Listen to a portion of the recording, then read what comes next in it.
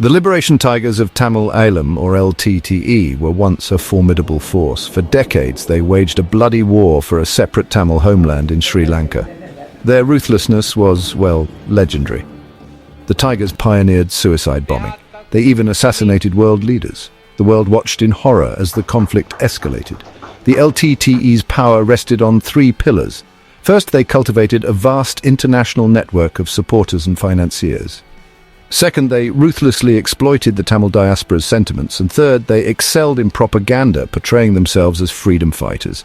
However, the LTTE's reign of terror finally ended in 2009. Their defeat sent shockwaves across the world. Many attributed it to the Sri Lankan military's offensive.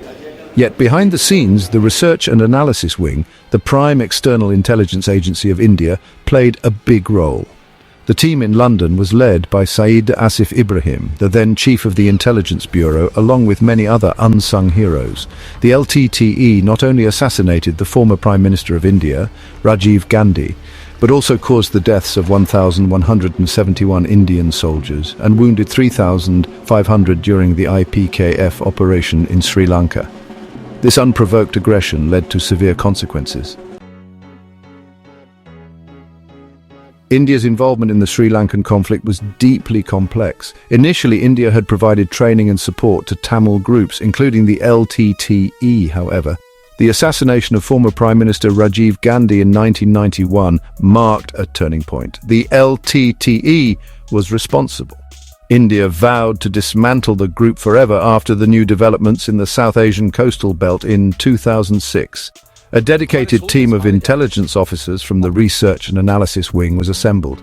Their mission was clear: cripple the LTTE's global network. Leading this charge were Mr. Syed Asif Ibrahim and Mr. Tilak Devasha. Ground-level operational part was headed by a former naval officer operating undercover, serving as the Director of Operations in London.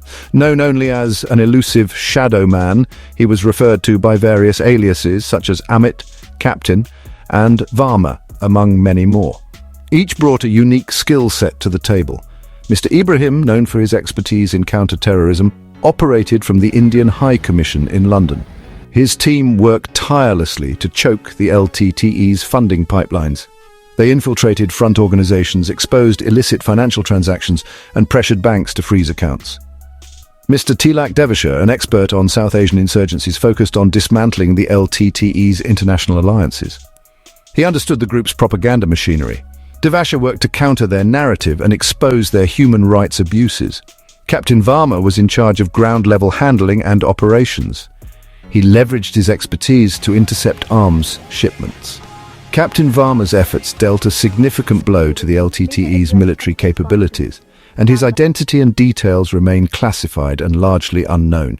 He worked along with many more unsung heroes. The Indian intelligence community faced an uphill battle. The LTTE had spent years cultivating deep roots in the West. They exploited legal loopholes to raise funds and procure weapons. Their propaganda machine effectively masked their brutality. However, the Indian intelligence officers were relentless. They understood the importance of international cooperation. They worked closely with their counterparts in the UK, US, Canada, and other countries. This collaboration proved crucial in tracking financial flows, exposing arms dealers, and extraditing key LTTE figures. The team in London, led by Syed Asif Ibrahim, played a particularly crucial role. They infiltrated Tamil diaspora organizations that served as fronts for the LTTE.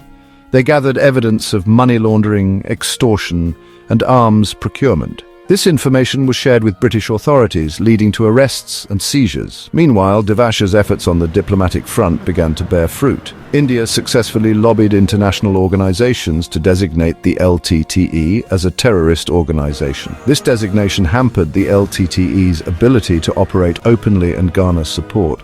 Varma's relentless pursuit of the LTTE's shipping networks yielded significant results. His team intercepted several shipments of weapons and explosives destined for Sri Lanka. These interceptions significantly weakened the LTTE's ability to wage war. The LTTE's defeat in 2009 marked the end of a bloody chapter in South Asian history. It also underscored the critical role of intelligence in modern warfare. India's silent architects working tirelessly behind the scenes had played a decisive role in this victory. The operation to dismantle the LTTE was a testament to the dedication and ingenuity of Indian intelligence officers. They faced numerous challenges, from navigating complex legal systems to penetrating deeply entrenched networks. Yet they persevered, driven by a commitment to justice and a desire to ensure regional stability. The fall of the LTTE also paved the way for a new era in Indo-Sri Lankan relations. With the common threat eliminated, both nations could focus on cooperation and development. The legacy of the conflict, however, continues to shape the region's political landscape. The story of the LTTE's downfall holds valuable lessons for counter-terrorism efforts worldwide. It highlights the importance of international cooperation, intelligence sharing, and the need to combat terrorist financing and propaganda. The silent victory of India's intelligence agencies, led by Syed Asif Ibrahim, with Varma in charge of ground-level operations in Europe, serves as a reminder that even the most deeply entrenched networks can be dismantled with strategic planning and unwavering resolve.